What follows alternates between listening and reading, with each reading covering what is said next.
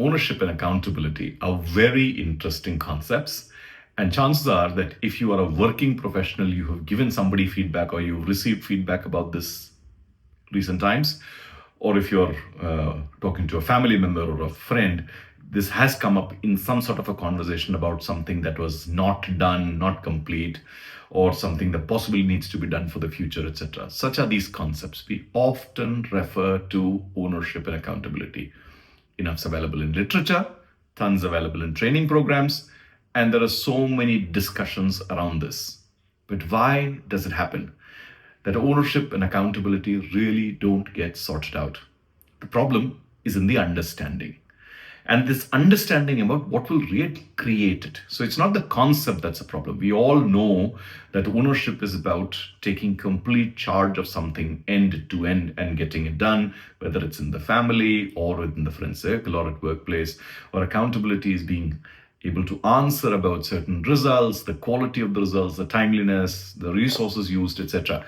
But what really makes an individual take ownership and deliver results, or what makes an individual accountable to get something done and deliver that result? And that answer lies in the word idea. Treat that as an acronym and stay with me as I explain this to you. And if you want to understand where this comes from, look at some of the greatest sports people who are running businesses, or great leaders, or individuals in different roles, or countries or institutions which really get things done. And they have taken charge, and some of them took a downturn or they were really doing bad, and then they turned things around and got things done. And that's where my understanding comes from. And also having personally dealt with this. The I here stands for intrinsic motivation. No individual, no institution, no body will ever be able to do something unless there is an intrinsic motivation that comes up. Commonly, we call this term fire in the belly, a deep need, a desire, a hunger, survival, many things. And depending on whether it's an individual or a group or an institution, this could also be called purpose, vision, mission, some of those kind of things. But invariably, when you see ownership or when you see lack of it, the first element where the problem is coming from is the intrinsic motivation. If you have intrinsic motivation for something, you will highly likely find the means and the ways to get it done. Like they say, hook or crook, you will typically get it done. I'm not recommending you go the crook way, but definitely you will find means and ways to get it done. What happens when you don't have intrinsic motivation? And typically what will happen is there will be an emergent need. People, circumstances will push you. There'll be a need, but you won't do things. Even if you do things, it'll be like a push cart. As much as you push, as much as the momentum is there, you will do things and then it will stop.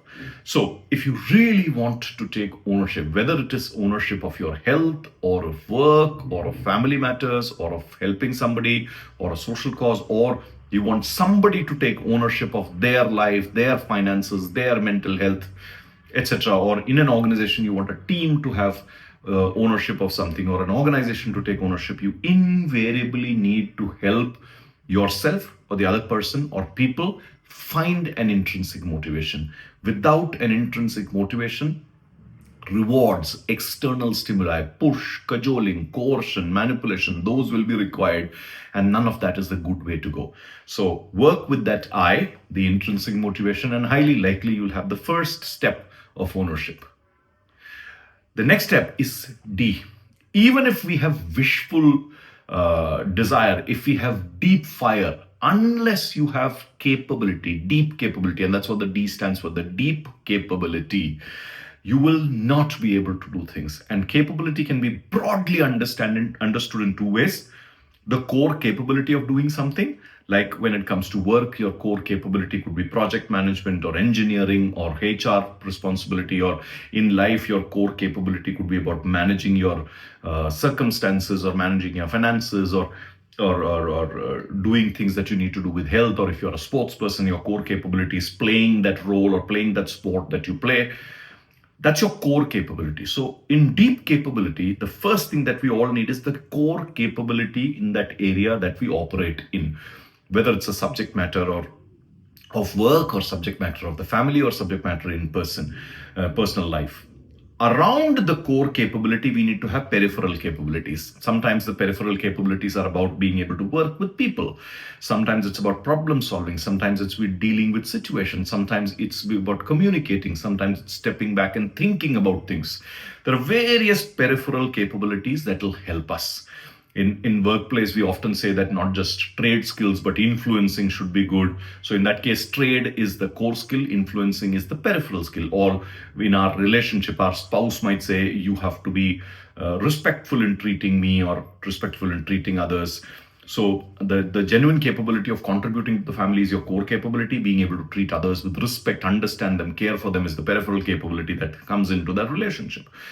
So that's the way that you need to understand this, that even if you have intrinsic motivation without deep capability, without skills, without mindsets, you will not be able to do things.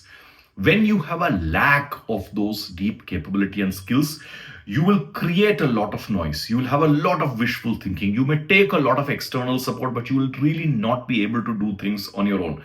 So think about that manager or the family member who's very driven to do things, but really doesn't have the capability. So he or she will bend and lean on others and put that load on others. That's what happens when you don't have deep capability. You will borrow, you will depend on others, you will put that load on others. Don't do that.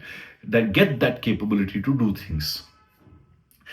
And that's the second step, and again, a foundation. So the I is the intrinsic motivation, the D is the deep capability. But then your motivation and your capability speak through your mind, your brain, your attention. So the E here is the engaged mind. Your mind has to be engaged to that situation, that peripheral, that connection that you have. So even if you have a desire to do well at work, but if you're not engaged with the organization, you will not do things.